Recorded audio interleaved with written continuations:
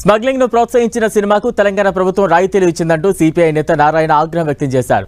Smuggling ను గౌరవంగా చూపించిన పుష్ప సినిమా సమాజానికి ఏం సందేశం ఇస్తుందంటూ ప్రశ్నించారు. అలాంటి సినిమాకు సబ్సిడీ ఇచ్చిన ప్రభుత్వమే సంధ్యా థియేటర్ ఘటనలో తొలి ముద్దాయని విమర్శించారు. సంధ్యా థియేటర్ ఘటన సభ్య సమాజం సిగ్గుతో తలవంచి తీవ్రంగా ఖండించాలన్నారు.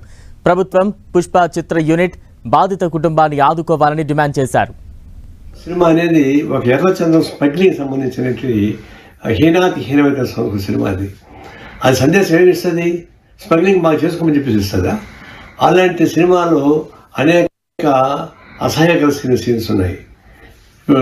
కూర్చుంటే ఒకసారి లేస్తే ఒకసారి చెప్పేసి లేదంటే ఇంకొక సినిమాని ఈ పద్ధతుల్లో ఒక బూత్తో కూడుకున్నటువంటి పాటలు, సెక్స్ సినిమాలు పెట్టి స్మగ్లింగ్ పెట్టి ఈ రెండు సమాజానికి చెడపడలేనిది.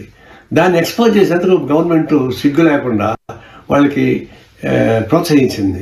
టికెట్ పెంచుకోవడానికి ఆ 700, 1000 రూపాయలు, 3000 రూపాయలు పెంచుకొని టికెట్ ఇస్తే 3000 రూపాయలు ప్రభుత్వం ప్రకటిస్తే వాడు 6000 రూపాయలు అమ్ముకున్నాడు. అంటే ప్రభుత్వం ఏం చేయాలా?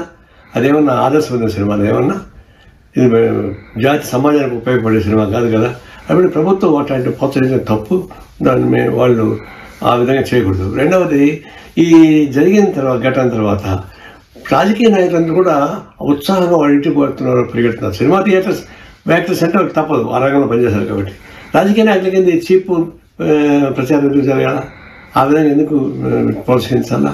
ఒక విధంగా అయితే రాజకీయ నాయకులు కూడా నైతిక ప్రవర్తనలు తిరస్కరిస్తా ఉన్నారు. చాలా బాధపడుతుంది. పుష్ప సినిమా అనేది ఒక